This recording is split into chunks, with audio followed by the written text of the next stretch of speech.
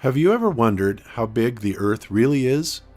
In this video, FECORE will guide you through a thought process to show how a simple idea of a measurement developed into a discovery that shakes the foundation of our current scientific understanding based on the WGS-84 map system, which is the accepted model for Earth's shape and surface.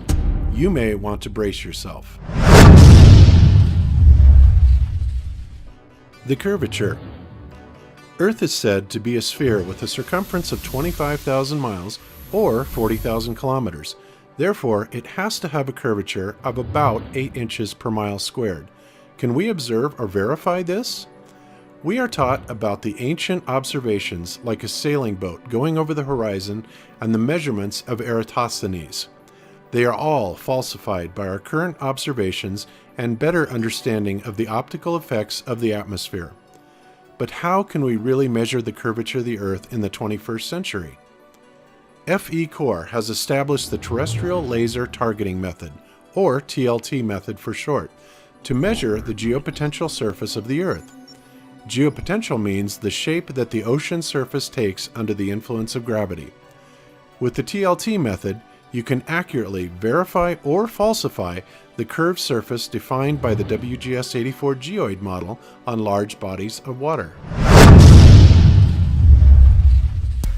The origin of FECORE. Before FECORE was formed, 3 independent researchers became aware of the need to perform accurate observations regarding the Earth and other celestial bodies. Steve, Zach, and Mike had seen videos of each other's research. They began working together to publish their research on the internet. In time, they added other people to their informal research group. In October of 2017, Mike suggested they form a non-profit organization so they could expand their research efforts by inviting people to donate time and financial resources of their choosing to advance the independent research. In December of 2017, FECORE was formed according to U.S. regulations for a 501c3 organization. FECORE stands for Field Engineers Corps. FECORE is an independent research group dedicated to discovering the facts about the Earth by observation and utilizing the scientific method.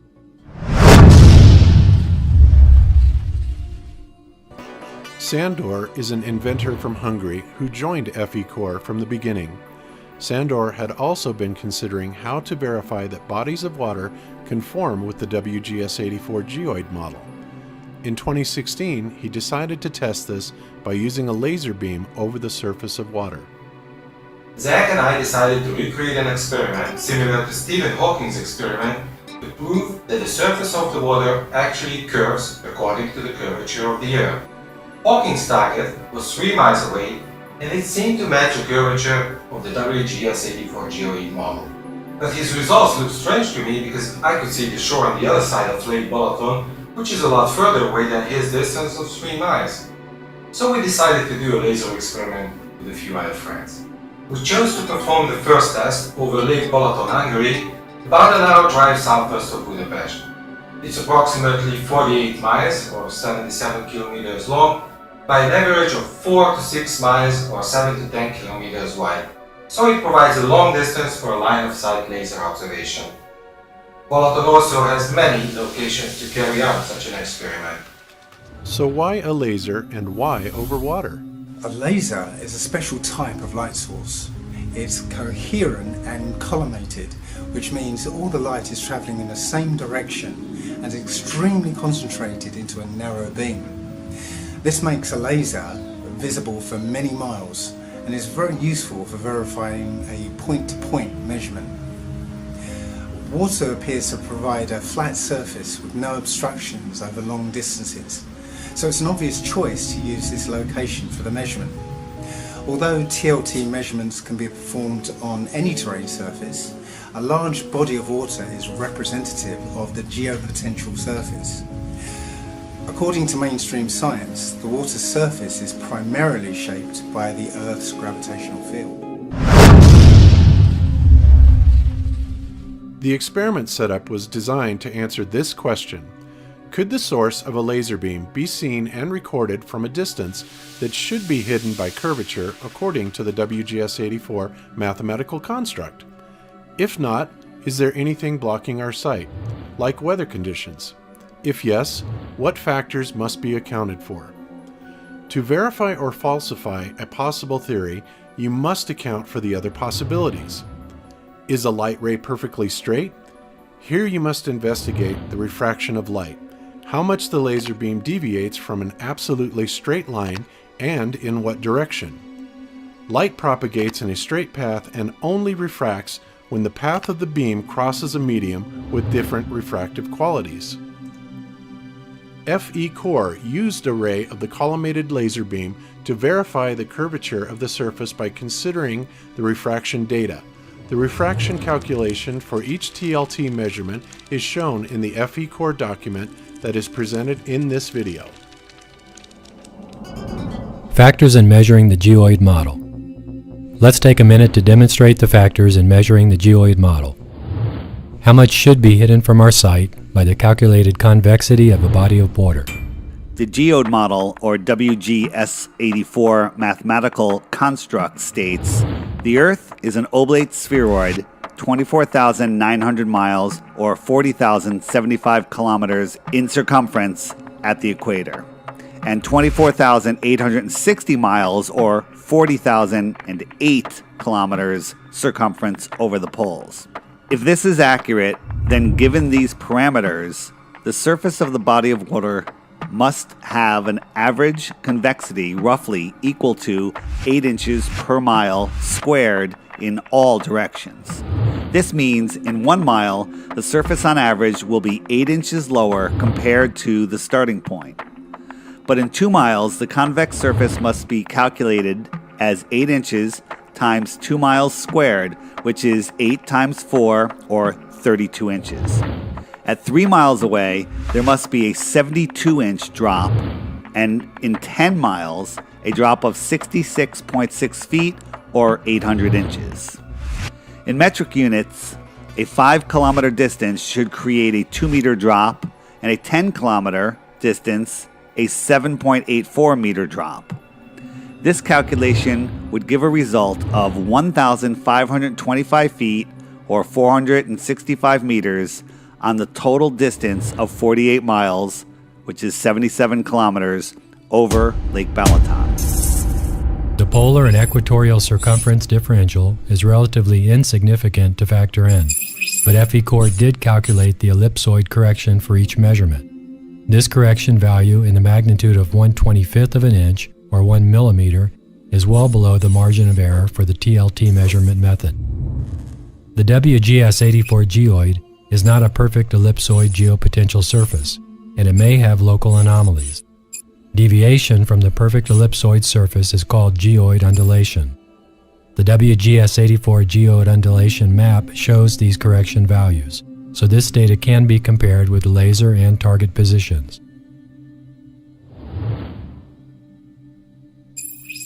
When we stand by a lake or the ocean in the curved surface model, the height of our eye level above the surface of the water determines just how far we can see before the convex shape of the water would begin hiding objects from our view.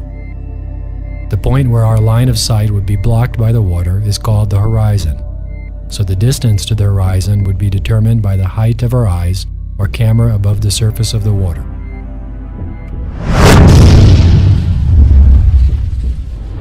Many people argue about leveling the laser above water. Some people think it is an easy thing to do, like leveling a frame on a wall. And most people think that using the spirit level is more than enough. But the important question is leveling the laser even important in such an experiment? You know Zach's going to cry about the spirit level, right? Yeah, Zach, we know you don't like spirit levels. In geometry, there is no level in a line above a convex surface. Mathematically speaking, the laser can be parallel to the ground only if the ground is flat, but if the Earth is a globe, then no straight line can be parallel to its surface. With that being said, there is a way to make a straight line if you're drawing it by hand. But in reality, it's not an easy task because it's a very long line, and using a spirit level will never give you an accurate result. Because the laser beam is many kilometers long, and any small error or movement of the device will cause the beam to be drastically off the mark at the target location. But in our case, leveling the laser is not even needed. What we need to do is choose a target location that will be impossible for the laser to hit, since it will be hidden behind the convex surface. Then we shoot the laser to the lowest point possible on the horizon line. In this case, the laser is actually pointing slightly downwards while we try to keep the laser tangent to the globe. We will then see if it is visible from the target location, since it should be blocked behind the curvature of the Earth. Looking at the horizon line, we always notice that ships or even cars become invisible from the bottom, as if there is something in the air that gives us that illusion.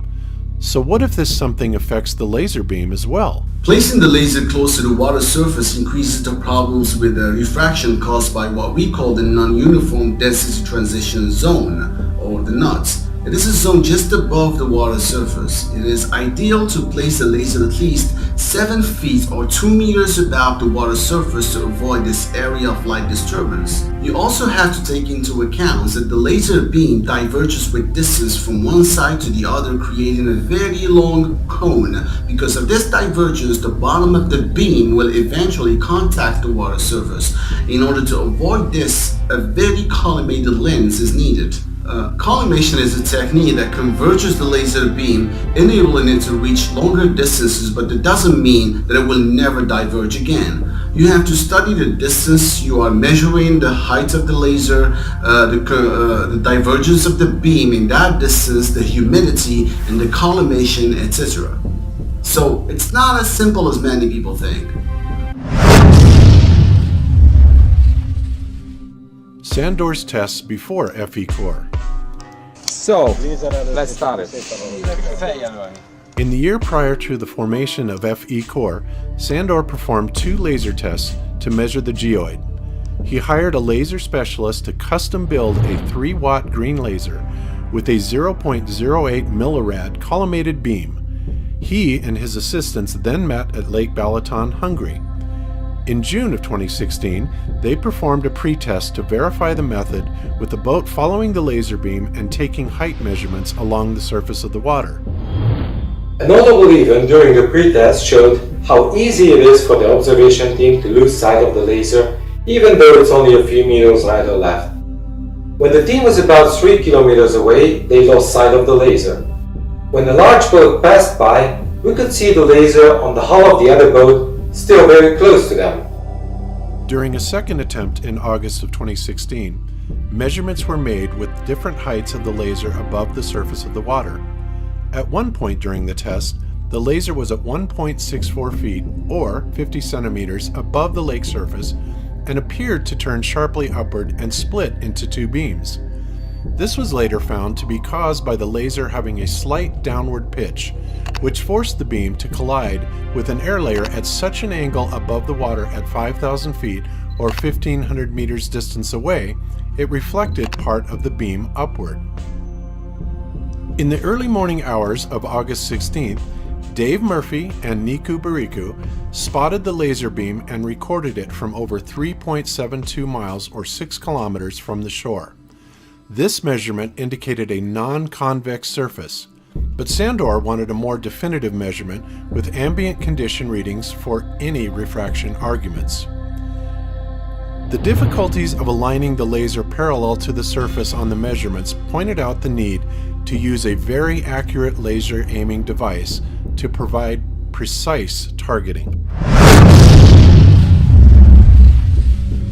The salad. FECORE decided to continue the curvature tests at Lake Balaton, but with a more ambitious goal of pointing the laser across a longer portion of the lake. This would attempt to measure the convexity of the lake over 41 miles or 67 kilometers. The previous tests by Sandor had been conducted in the summer and showed some refraction anomalies. Therefore, it was decided to perform the measurements in winter conditions over a frozen lake to minimize the optical density differences along the path of the laser beam. According to the plan, the observation team would keep contact with the laser position as they walked across the ice while taking laser height measurements at the previously planned positions. The first objective for the Balaton test was to design and build a laser aiming device which could make a 41-mile, 67-kilometer observation possible. Mike, FECORE's president, took the assignment. He designed and built a laser mount capable of extremely fine adjustments for both the tilt, which is the vertical motion, and for panning, the horizontal motion. The result was the Super Accurate Laser Aiming Device, or SALAD for short. The instrument had an accuracy of 54 millionths of a degree in the tilt angle and 34 millionths of a degree in its panning motion. This was accomplished with two high-tech stepper motors capable of making movements as small as 1/10,000th of a rotation. That is equal to 36 1,000th of a degree. This rotation movement was transferred to a bolt with fine threads 1.5 millimeters apart. That meant the rail where the laser was attached could be moved in steps of 15 100ths of a micron. That is less than 1/1000th the thickness of the thinnest human hair. Over 1,000 man-hours went into the design, build, and refinement of the SALAD. The materials alone cost over 20,000 euros or 23,000 US dollars. But because FECORE is a non-profit organization, those funds were received via donations. This was where the value of forming FECORE as a 501c3 entity became obvious, as corporations who donate materials or financial resources to a non-profit organization benefit from the tax savings. The TLT method for measuring curvature. Terrestrial laser targeting is designed to be a curvature surveying method over long distances. The idea is to prove a straight line on a surface between 2 points by shooting the laser to the target location and verifying the height of the beam at each side. The targeting accuracy depends on the aiming device. Without proper targeting accuracy, this experiment is not viable. FECORE's SALAD was the key element in developing the TLT method. The required accuracy depends on the deliverable output. Accuracy refers to how closely a measurement or observation compares to a true or established value, since measurements and observations are subject to errors. The precision of the TLT measurement is expected to be within 1% of the volume compared to the target hidden height calculated on each measurement's distance to arrive at a definitive result. Before going into the presentation of each measurement, the integrity of the TLT method must be verified. This was accomplished by adjusting the laser and calculating the vertical change at the source with respect to the vertical change at the target location. We're going to put the collimated laser on the mount with the mount in position and then try to locate that smaller beam and get some measurements today. It was explained earlier how the WGS-84 mathematical construct is used to calculate the geospatial surface. Based on that model, the outcome of the experiment can be calculated. The lowest height where the laser is visible is measured and compared with the model's prediction. Terrestrial laser targeting is a definitive and repeatable method to verify or falsify the WGS-84 mathematical construct. Refraction is when light deviates from a straight path while passing through mediums of different optical density or refractive index. For example, air at standard conditions has a refractive index of 1.0003. Water has a refractive index of 1.333. Propane gas has a similar refractive index of 1.34. Optical density is not the same as physical density. Layers of the air are positioned by their physical density, not by their optical density. The light beam changes direction when crossing different optical density mediums, such as warmer or more humid air. This apparent bending of the light beam is always in the direction of higher optical density, which is defined by the refractive index of the medium. Refraction only takes place on the border between two different optical densities.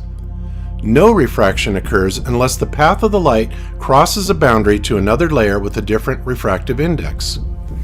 In nature, there are no other forces such as gravity or magnetic fields that cause light's path to refract up or down over 10 miles, or even 7,000 miles. If it did, then the appearance of the location of the sun in the sky would jump from one day to the next in the case of a solar storm or magnetic anomaly. The incidence angle and the refraction calculations within our document are not vertical but horizontal. We do not shoot the laser at an angle through a horizontal medium. We shoot with a zero angle of incidence through a relatively homogeneous medium. That is why the laser is used well above the surface of the water to avoid the non-uniform density transition zone. Also, there is an argument of beam divergence. Beam divergence does not affect the TLT measurement. And talking about measurement, I would have to add, the measurement does not use the full beam, but instead only a ray of the laser that is coming directly from the source to the observer. And to conclude, the symmetrical wake flash in the center of the optics indicates that we are observing the source of the beam in a direct line of sight. FECORE performed 7 documented TLT measurements in 2018. 2 were at Lake Balaton in Hungary, and 5 were performed at Lake IJssel in the Netherlands. Based on the collected data, FECORE now has evidence that falsifies the WGS-84 mathematical construct. This has huge implications to our current understanding of Earth's geometric shape. FECORE laser measurements at Lake Balaton 2018. January 2018 pre-test. The original plan was to perform the test in January because Lake Balaton normally freezes solid that month, but in 2018 the weather did not cooperate. The January temperatures were too high for a solid freeze, so it was decided to reschedule for February in hopes the lake would be frozen. On January 8, Sander and I went to the Lake Balaton for pre-test observations. We found that we could keep track of the laser by walking along the edge of the lake as the laser operator slowly panned the laser in just one direction. With this method, a frozen lake was not even necessary, but still preferable, of course. FECORE spent hours late into the night to discover how the test could be carried out. The pre-test was done under harsh weather conditions of sub-freezing temperatures. Nevertheless, it was a very exciting experience, as observers were able to see the laser at an astounding distance of 21 kilometers with the naked eye. The moment was captured by Sandor's camera. It was a clear indication of the missing convexity of the water surface. The 1-month delay gave Mike more time to test the salad and to adjust its operation software. Zach and I just finished the pre-test. We didn't take any measurements because the weather was not helpful, so we focused on checking the laser performance and the measurement positions. But while we were checking the positions planned for the measurement, the foggy weather started to clear out, and suddenly we could see the laser from 21 kilometers distance. We spotted the laser beam 1.5 meters above the lake surface, standing on the shore.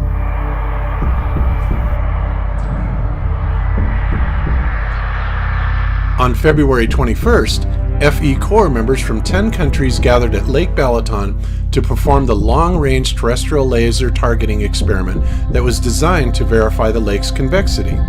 The weather was cold, but unfortunately, the lake was still not frozen. On the first day, we set up the laser position in a tent beside the lake in the garden of the hotel. The custom-built laser required a minimum air temperature of 10 degrees Celsius or 50 Fahrenheit for operation. The laser began to malfunction due to the outside temperature hovering around 3 degrees Celsius or 37 Fahrenheit. So a small electric heater was placed near the laser cooling fan intake. The warm air over the cold laser cracked the crystal in front of the laser diode, which caused the beam to be distorted and the focus malfunctioned. Fortunately, the laser specialist had other lasers with them and were able to swap out the laser on the salad so the team could proceed with the planned observations. The weather continued to wreak havoc on the team and equipment. Besides being very cold, only 2 of the 7 nights were clear enough to see the laser from any observation point. The SALAD worked well to make very precise adjustments, but locating the beam by the observation team on the opposite shore at night was very difficult. Although the SALAD was able to pan and pitch in small enough increments, an hour was required to establish contact between the observation teams. Yeah, if you can get back there, I would definitely recommend it because I think you're going to see something. Before we weren't sure what the problem was. We could have also been pitched down, but we also had possible waves we were hitting. Because if the waves were like 2 meters, that's about the height that we are. But now we don't have that problem, and we're also not bouncing off the water like we were before.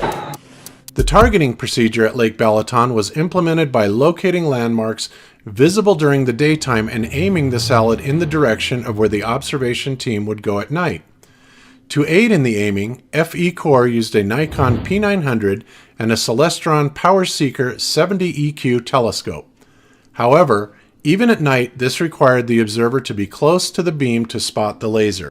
One of the primary problems that we were also facing is that we, especially at nighttime, we have no idea where we're pointing at. We could manually or visually find the locations during the day, but we have to shoot the laser at night for us to see it. And as soon as it turns dark, you have no idea where you're shooting at. After sunset and the initial leveling process of the SALAD, the beam was adjusted parallel to the water's surface. The observation team then spread out along the shore to find the laser beam while maintaining contact via phone. Measurement 1. On February 22, 2018, at 10:44 p.m., on the first day, we had a successful observation, but we became aware of it only after analyzing the recorded footage.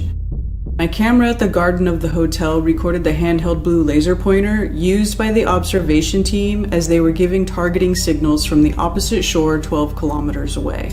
The blue laser pointer was 1.5 meters or 4.92 feet above the surface of the water. Karen's camera was 1.6 meters or 5.25 feet above the surface of the water at a distance of 12 kilometers or 7.46 miles.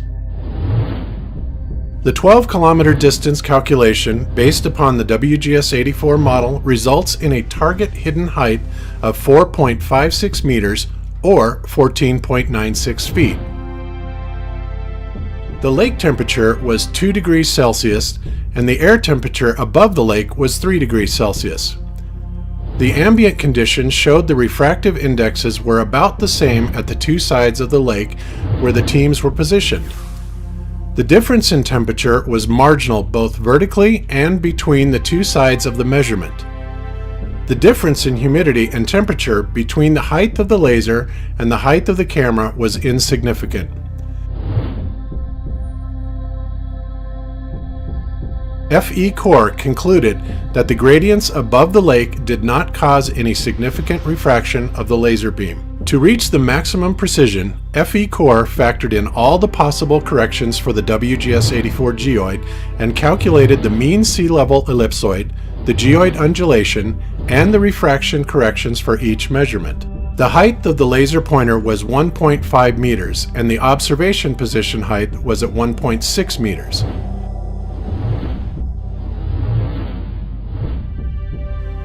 The WGS-84 geoid map shows 0.129 meters geoid undulation at both sides of the measurement. That meant there is no significant difference in geoid undulation.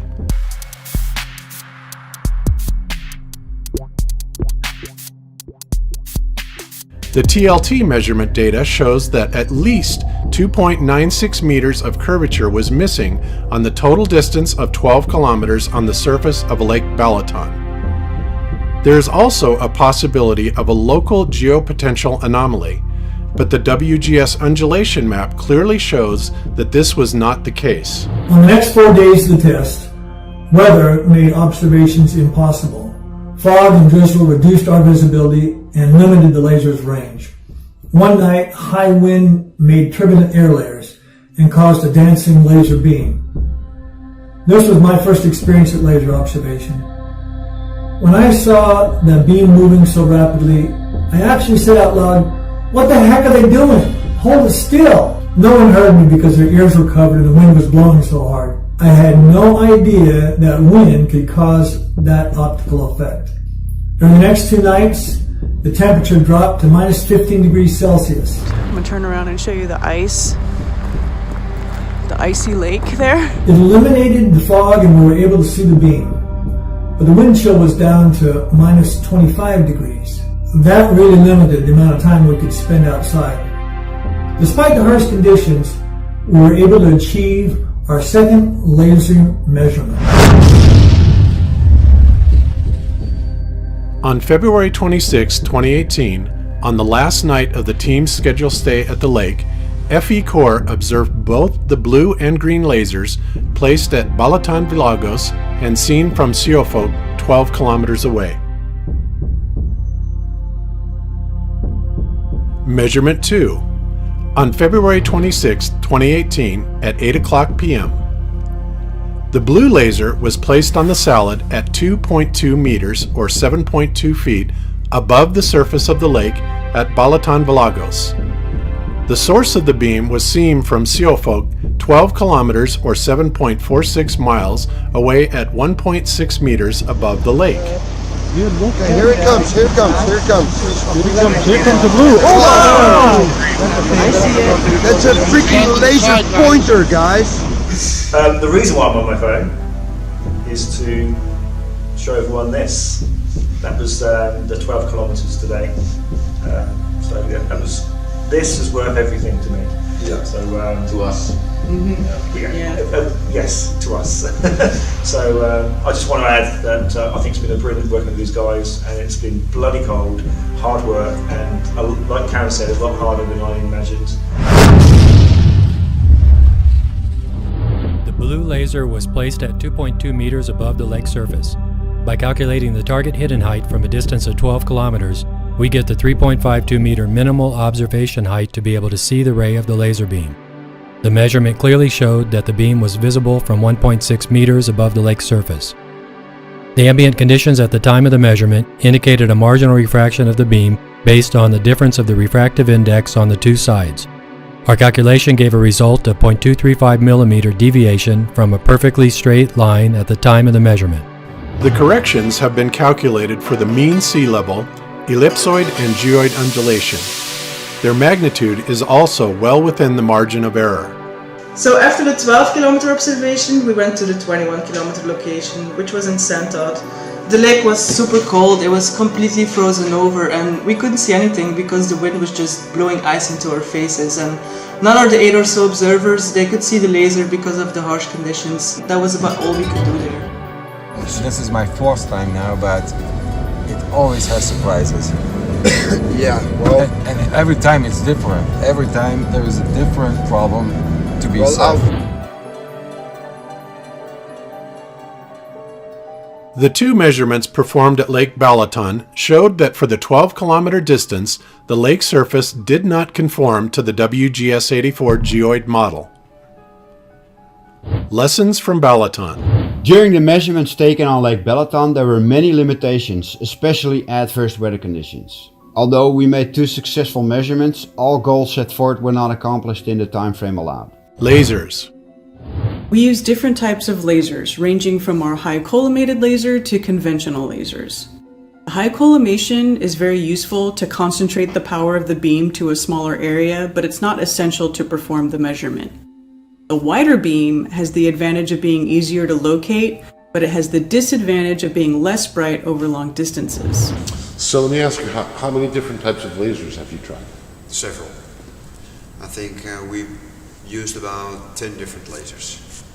What's the difference between the different lasers that you've used? Mostly power and collimation. And can you explain to us a little bit about both of those? High power lasers are better visible over longer distance, but without the collimation, you will still not be able to see it. What is collimation? Collimation is tightening of the beam. Tightening of the beam? Yeah. Okay, so can you explain what that means in actual physical terms? Yeah, a normal laser diverges over distance in a linear fashion, and a collimated beam reduces that divergence. So it spreads, essentially? Yeah. Okay, so the beam is spreading, and the power issue, which is obvious if you're going to shoot over a long distance, you think you're going to need a lot of power. Well, power is distributed over the entire beam, so if you don't have a large amount of collimation, high power is not going to help. The collimation is basically compressing all the power into a smaller beam. The power of the laser is important, but not the most important part of the technology. Let's make it clear that the manufacturers usually refer to the input power of the device and not the optical output power. There is usually a 1:5 ratio between them, so if you see a laser labeled to 1 watt, that is approximately 0.2 watt optical output power. Weather.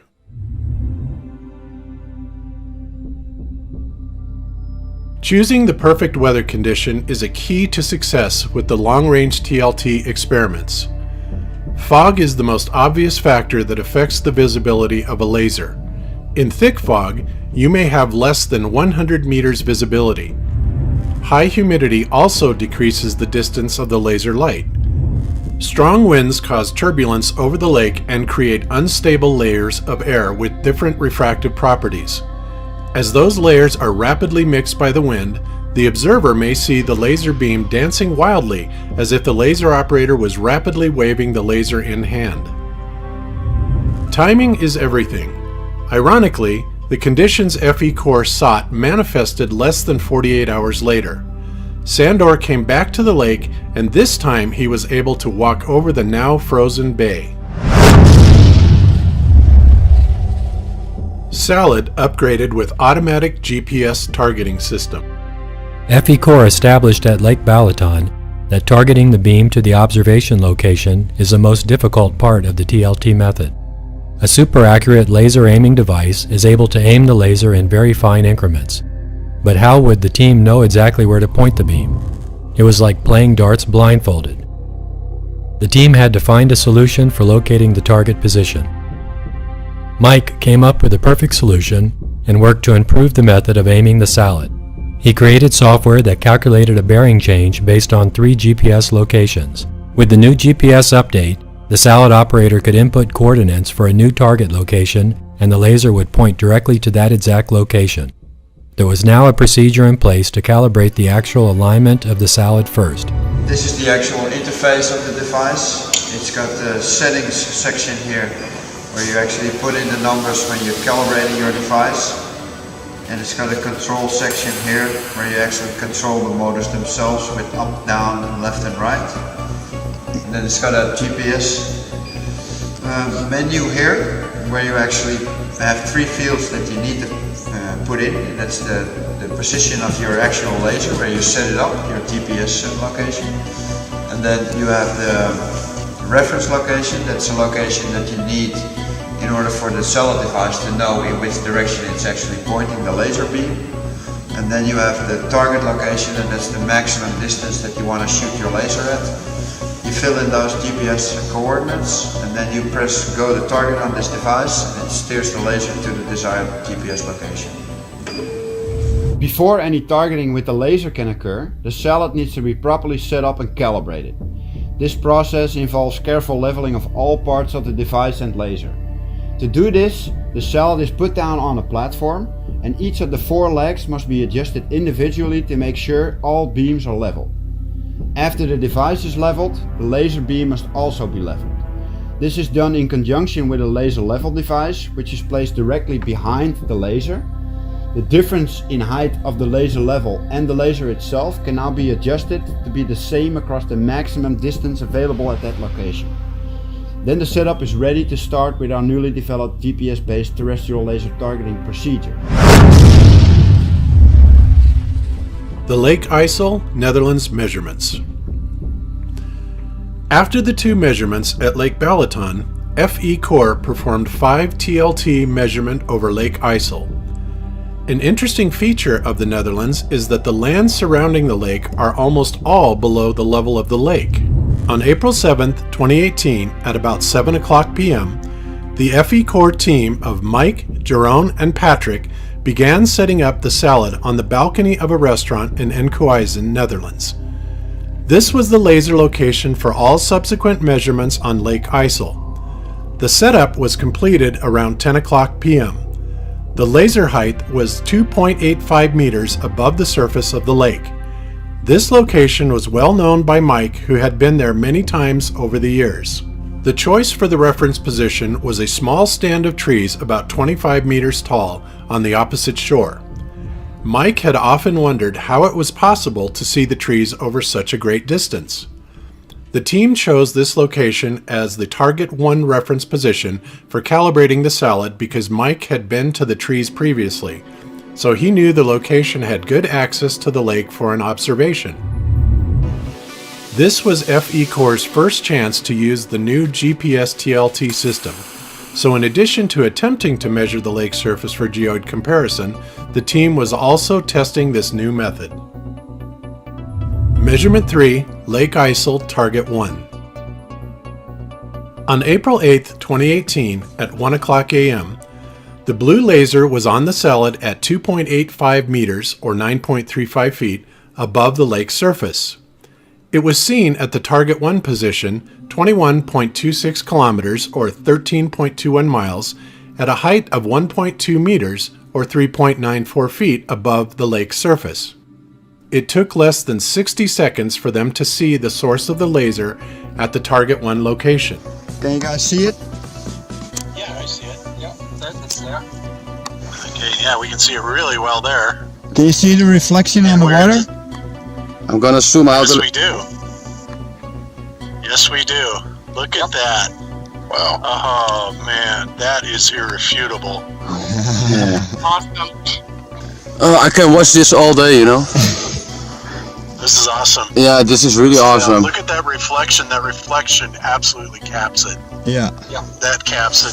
That annihilates any possibility of it being refracted, and that also annihilates any possibility of any convexity. Yeah. I mean, you cannot track it with being curved. The 21.26 kilometer calculations based upon the WGS-84 geoid model resulted in a target hidden height for measurement 3 IJssel Lake, Target 1 location of 18.18 meters or 59.6 feet. The camera height was 1.2 meters. The WGS-84 geoid model differed by 16.98 meters in this measurement, which meant 93% of the target hidden height was visible. The lake temperature was 7.6 degrees Celsius or 45.7 degrees Fahrenheit, and the air temperature was 10.8 degrees Celsius or 46.4 degrees Fahrenheit above the lake. The ambient conditions showed the refractive indexes were about the same on both sides of the lake. TLT calculations factor in any variations in recorded data and geoid datum parameters of the WGS-84 mathematical construct. Both target and laser positions are at 0 meters mean sea level. The WGS-84 geoid undulation map shows a marginal 23 centimeters or 9 inches height difference at the two positions. Measurement 4. After the measurement at Target 1, Mike and Patrick drove 30 minutes to the Target 2 location. Target 2 was selected because it would be within 17.5 degrees panning limit of the salad. Since the salad had been calibrated at Target 1, the automatic GPS system now required only a new coordinate to automatically target that position. This was the first field test of the new GPS TLT software, so it was an exciting moment. On April 8, 2018 at 3 o'clock a.m., the blue laser on the salad was 2.85 meters or 9.35 feet above the lake surface. It was seen at the Target 2 position 28.68 kilometers or 17.82 miles away at a height of 0.85 meters or 2.79 feet above the lake surface. Okay, check this out, brothers and sisters. 28 kilometers in your face. Wow. Wow. Awesome. That is awesome. My camera is 85 centimeters above sea level. That's amazing. You can see it reflecting off the lake water. Yeah. That's astounding. That's the nail in the coffin. Yes, it is. Oh, this is so great, boss. It's really awesome. The 28.68 kilometer calculations based upon the WGS-84 geoid model resulted in a target hidden height for measurement 4 ISIL Lake target 2 location of 40.21 meters or 131.9 feet. The WGS-84 mathematical construct differed by 39.36 meters in this measurement, which meant 98% of the target hidden height was visible. 40 kilometers or 25 miles is a very great distance. To perform a 40 kilometer TLT measurement, good atmospheric conditions with great visibility are required. The 40 kilometer measurements were scheduled for April 20th through April 22nd. FECORE members from the Netherlands, United States, Hungary, and Spain on April 20th in Enkhuizen, Netherlands, for the longest distance laser observation over water in history. The team set up the salad with the blue laser. The reference location was set 18.73 kilometers from the salad at target 3. However, the weather was not in the team's favor. During the first night, the humidity was so high that haze reduced the visibility and dimmed the laser, making any measurement impossible. The second night, April 21st, the humidity was low enough that the team located the laser at the target 3 initial reference location.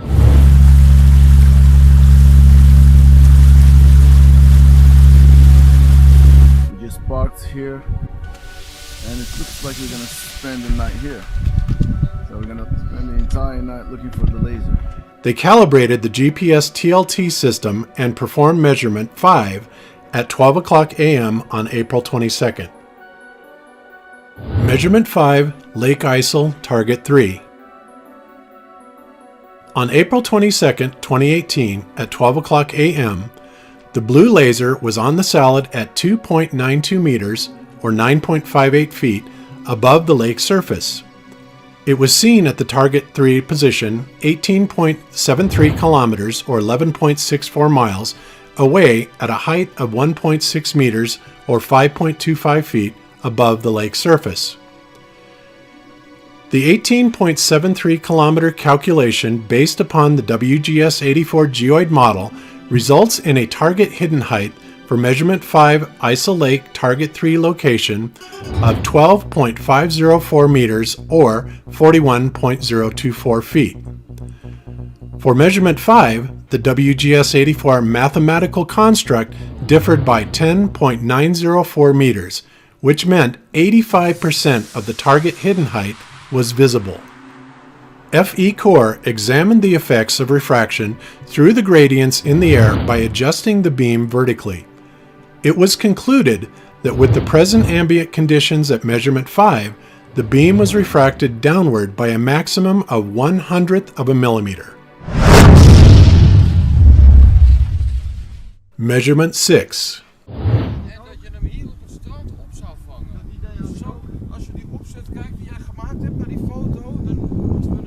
The team moved to the 40 kilometer location, or target 4. At 40 kilometers, finding the source of a laser beam with the naked eye is almost impossible, especially if there are other light sources on the horizon. A telescopic camera was the solution to distinguish the laser from the other lights. Measurement 6, Lake ISIL, Target 4. On April 22, 2018, at 2:19 a.m., the blue laser was on the salad at a height of 2.92 meters, or 9.58 feet, above the lake surface. It was seen from the target 4 position 40.14 kilometers, or 24.94 miles away, at a height of 1.5 meters, or 4.92 feet, above the lake surface. The 40.14 kilometer calculations based upon the WGS-84 geoid model resulted in a target hidden height of 90.81 meters, or 297.33 feet, for measurement 6 Lake ISIL Target 4 location. The WGS-84 mathematical construct differed by 89.31 meters in this measurement, which meant 98% of the target hidden height was visible. Yesterday we had a little bit of bad luck because the beam of the light was not so good visible with the camera. We could definitely see it with the naked eye, but to catch it on camera it was really difficult. So we have adjusted some things for today, and we are truly expecting better results. Yeah, but the intensity is going down. Yeah, that's a little way down. Okay, just put it one step up, Sandra. Okay, one more. Put the steps. Wow! Put the steps on. I think I just caught that. 250,000. One more. One more. Okay. Yeah, one more. That's Maybe it, one bro. more. Maybe. Oh, yes, Yeah, I can one see more. it. One more. You got it? I could tell. I was looking right at the beam. Or down. Down? Yeah. It's going up. Okay, one now. This one's up. I think we're looking at it. Yeah. With the naked eye. FECORE examined the effects of refraction through the gradients in the air by adjusting the beam vertically. It was concluded that with the present ambient conditions at measurement 6, the beam was refracted downward by a maximum of 0.064 millimeters. We were shooting the laser 40 kilometers across the lake. We did find it on the target location, but it was already getting light, so the intensity of the beam was almost not visible anymore. And we had some issues with finding the right orientation of the beam itself. So now that we know where to actually point it, we're going to try it again today to get it on tape. Measurement 7. In the evening of April 22nd, the team returned to the Target 4 location. They worked late into the night taking many pictures. Rick's camera was set to take one picture every 5 seconds. So the source of light, whatever's going on top of the water, you're not going to be able to see it. There's too much humidity. The water's boiling. It's spraying. Yeah, and it's windy on your side, right? Oh, it's real windy on our side. Okay, buddy. Patrick, can you see anything? So, there we go. Nothing at all? There's just not enough light coming off of it. First of all, there's too much light pollution coming at us too close. That it'll knock that out. Measurement 7, Lake Isle, Target 4.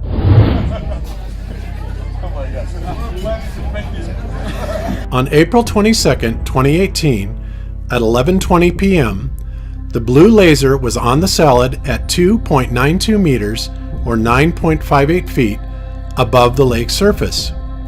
It was seen at the Target 4 position 40.14 kilometers or 24.94 miles away at a height of 1.5 meters or 4.92 feet above the lake surface.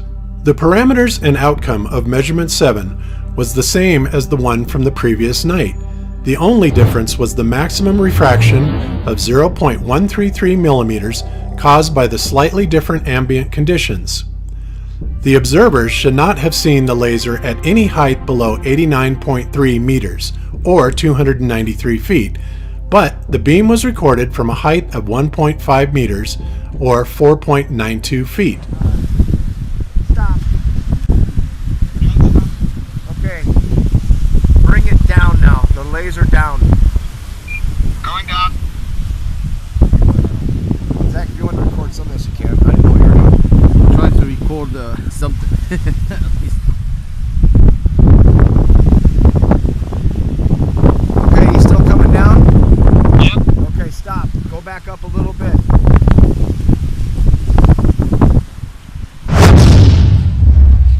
Conclusions.